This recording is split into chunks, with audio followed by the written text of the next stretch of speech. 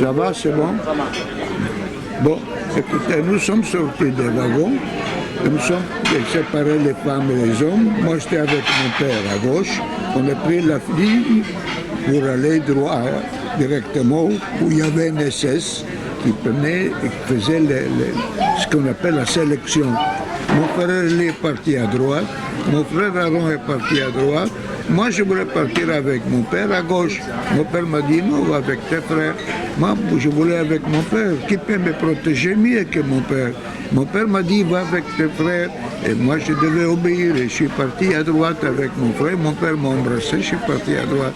Je ne savais pas que mon père à gauche est parti à la chambre à gaz et que moi à droite, je suis parti à la chambre de douche. On est arrivé là-bas, on a jeté une poudre blanche pour désinfecter, puis on a fait une douche chaude et froide.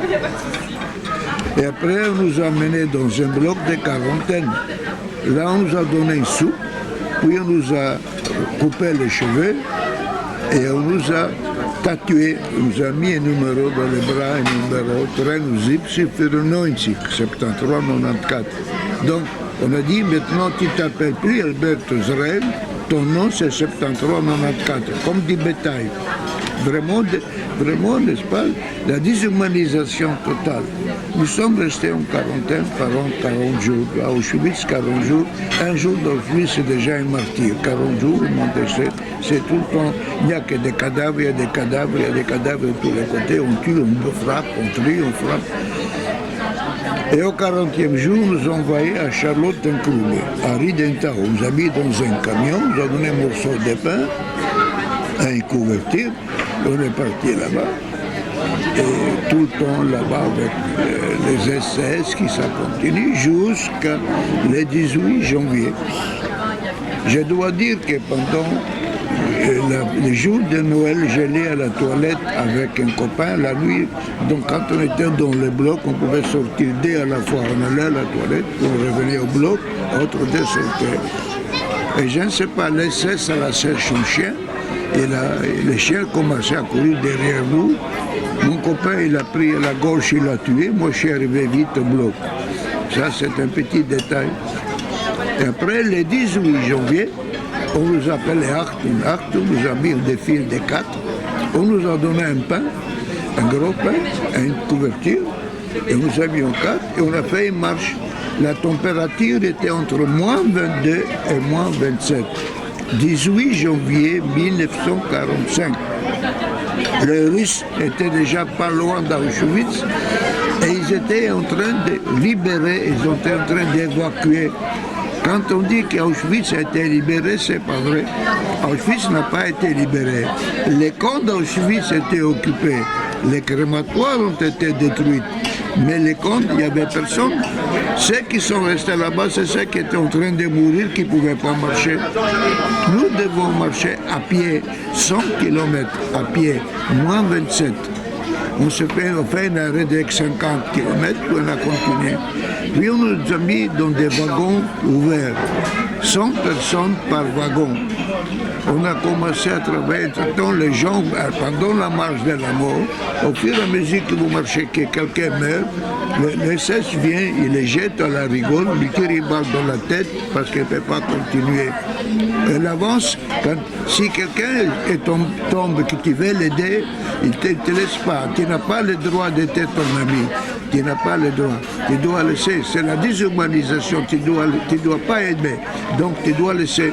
Et les types qui ne pouvaient pas, parfois quelqu'un vers son frère qui tombait par terre, ne pouvait pas l'aider. Et quand il tombait par terre, pour ne pas arrêter la marche, des SS venaient, les poussaient dans la rigole, ils tiraient un coup de revolver dans la tête et on continuait la marche. C'est pour ça qu'on appelle la marche de la mort. Et nous sommes arrivés à une gare, on nous a mis dans un train, après tous ceux qui sont morts dans la marche, dans le train, 4 jours et 4 nuits pour arriver à Mauthausen. Et nous sommes 4 jours, nous sommes arrivés à Mauthausen le 25 janvier. Donc nous sommes partis les 18, nous sommes arrivés les 25, sans manger, sans boire. La seule chose qu'on avait pour boire des choses dans les wagons, c'est quand on pouvait faire pipi. Quand on pouvait faire pipi, comme ça on buvait quelque chose de chaud. Le seul thé qu'on avait, c'était les pipis, c'est chaud. C'était la seule chose chaude qu'on avait, qui nous permettait de vivre. Nous sommes arrivés à Mauthausen. À Mauthausen, nous sommes restés 3 jours, et puis nous sommes envoyés à Ebensee. À Ebensee, ce n'est plus un camp d'extermination, c'est un camp de concentration.